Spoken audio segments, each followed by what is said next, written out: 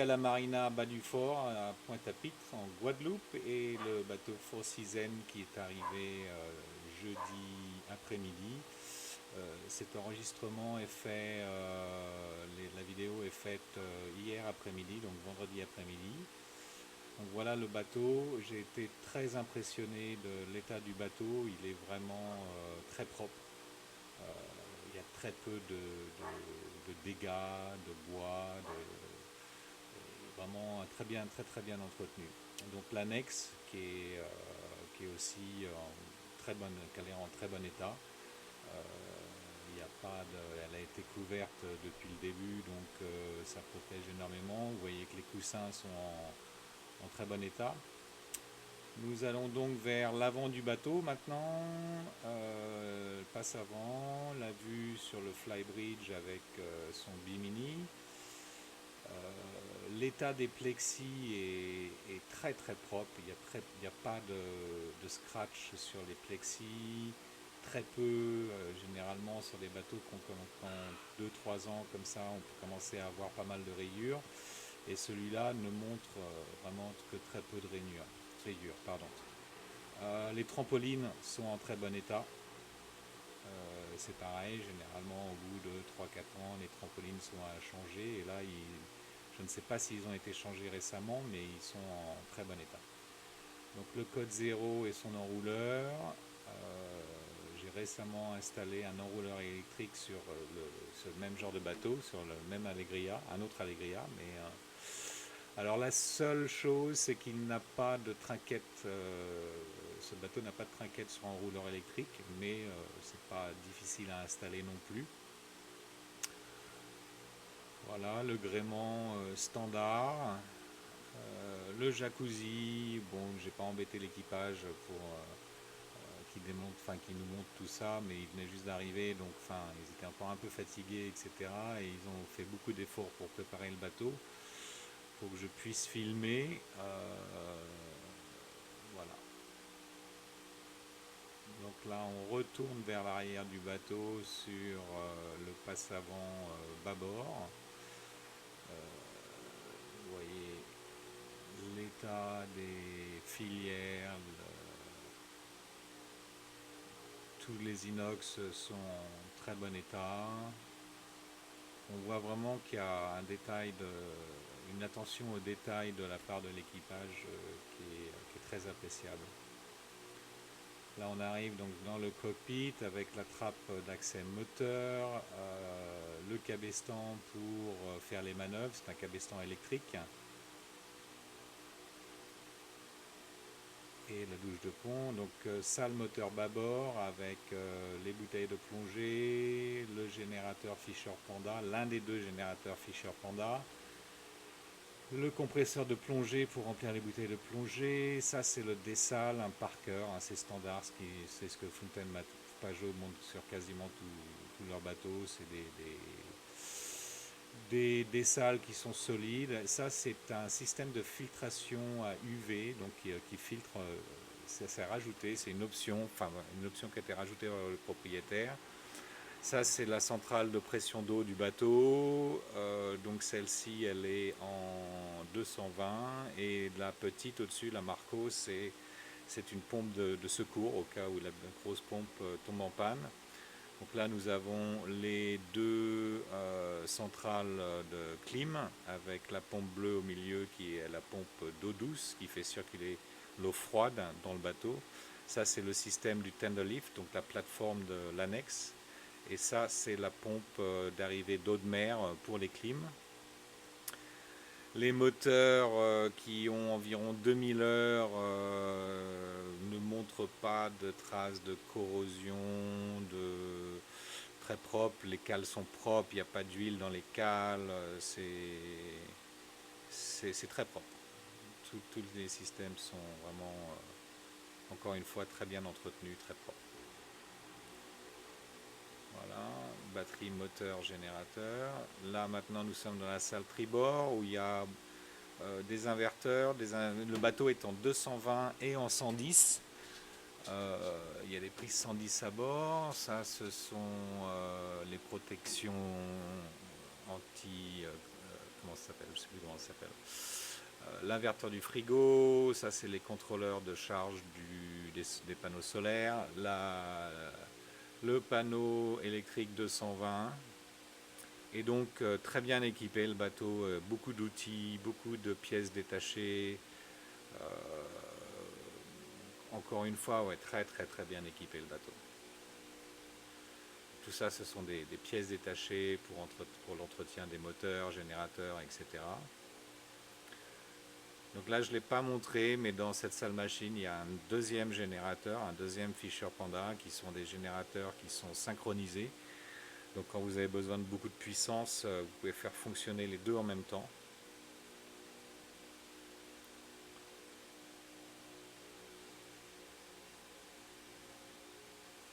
Voilà pour les salles machines. On va aller sur le Flybridge. Encore une fois, le tech, le FlexiTech, donc le tech en plastique est en très bon état.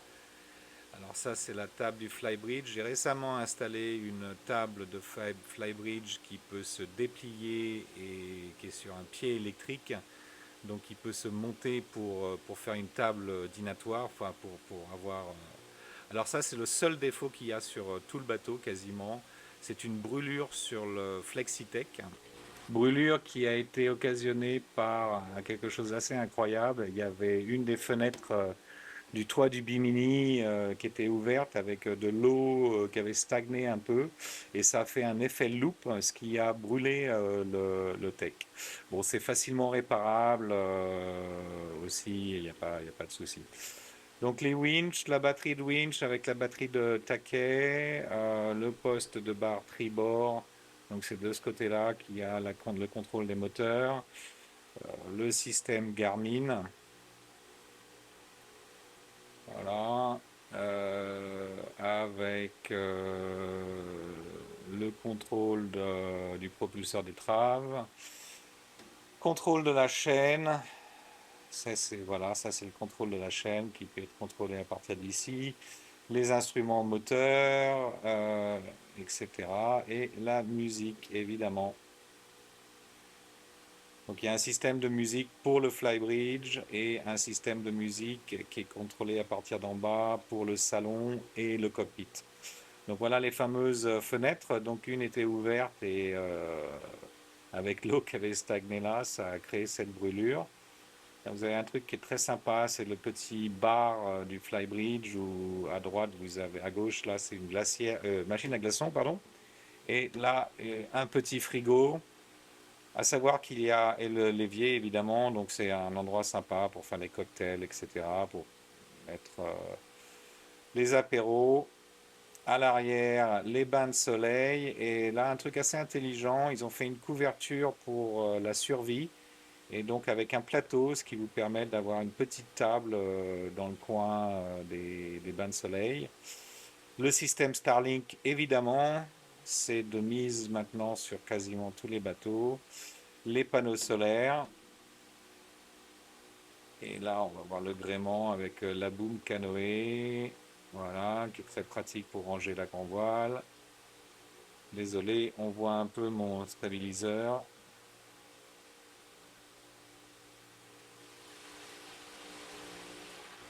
Voilà, donc vraiment un flybridge super sympa, beaucoup d'espace sur ces bateaux-là, sur les Allegria, c'est vraiment un endroit très agréable. C'est là que vous passez quasiment la plupart de votre temps. La table de cockpit qui est dépliable et ajustable en hauteur. Donc quand elle est pliée comme ça, vous pouvez la descendre pour faire une petite table de salon. Et vous pouvez la déplier et la rehausser pour faire une table où vous pouvez facilement manger à 10 autour. Nous voilà maintenant dans le salon avec la table à cartes et donc même système Garmin, etc. Vous voyez donc que les coussins des sofas sont protégés quand le propriétaire n'est pas à bord ou ils ne sont pas en charter. Donc ça c'est un coin sympa aussi.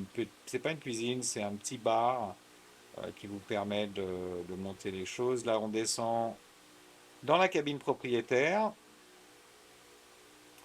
Les parquets, les sols sont vraiment en très bon état. J'ai pas noté de dégâts nulle part sur les sols. Comme ça peut arriver souvent sur ce genre de bateau après 3 4 ans. Voilà, les rangements, j'essaie de vous montrer un petit peu.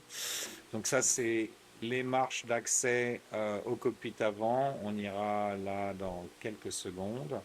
On va aller visiter d'abord la salle de bain de la cabine propriétaire. Donc un petit bureau sur votre gauche.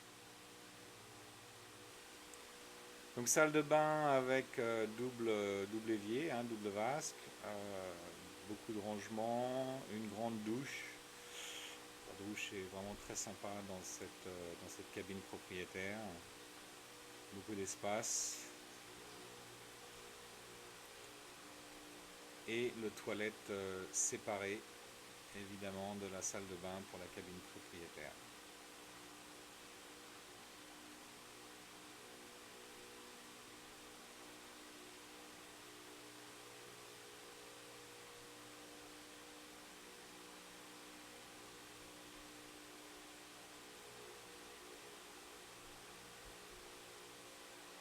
Aussi, toutes les cabines sont équipées bien sûr de la clim, hein, évidemment, mais le propriétaire, qui pour une fois un Américain qui n'aime pas trop la clim, il a aussi installé des petits ventilateurs d'appoint quand il ne veut pas avoir à utiliser la clim, et bien des fois les ventilateurs suffisent.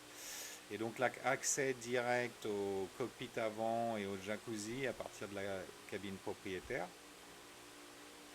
Donc là, on ressort de la cabine propriétaire pour se retrouver dans le salon. Voilà, donc le petit bar avec le wine cooler pour refroidir les bouteilles de vin. C'est un peu une station café, apéritif, ce genre de choses. Et la cuisine en bas qui est super équipée, évidemment, avec bah, tout le matériel nécessaire, hein. Aussi un ventilateur très important, un système de filtration d'eau, donc vous pouvez boire l'eau du bateau, pas besoin d'acheter des bouteilles en plastique. Le four, évidemment, le lave-vaisselle. Là, nous avons, si je me souviens bien, un petit frigo d'appoint, donc pour ne pas avoir à ouvrir le grand frigo tout le temps. Je pense qu'on doit garder les aliments qu'on veut garder froids et là, c'est un petit congélateur. Et là, le grand frigo avec son congélateur aussi. Il n'y a pas de problème pour ranger les aliments, le froid. Il y a beaucoup de frigos. Il y a même 2 machines à glaçons. Bon, ça, c'est les Américains. Ils aiment leurs glaçons. Mais je pense que 2 machines à glaçons sur un bateau comme ça, c'est quand même abusé. Il y en a une sur le flybridge et une dans le cockpit. Donc là, on est donc dans la cabine bâbord et on va vers la cabine, pardon, on est dans la coque bâbord et on va vers la cabine avant bâbord où il y a le lave-linge et un autre congélateur. Cabine avant bâbord, donc ce que j'appelle une cabine VIP, beaucoup d'espace, le lit avec la vue sur l'extérieur, c'est très sympa en navigation ou au nuage. Pas mal de rangements, il y a un grand tiroir en dessous du lit. Là, désolé, on est passé un peu vite sur la cabine équipage, donc est complètement à l'avant bâbord. Voilà, c'est la fin, j'espère que ça vous a donné un bon aperçu du bateau. À très bientôt.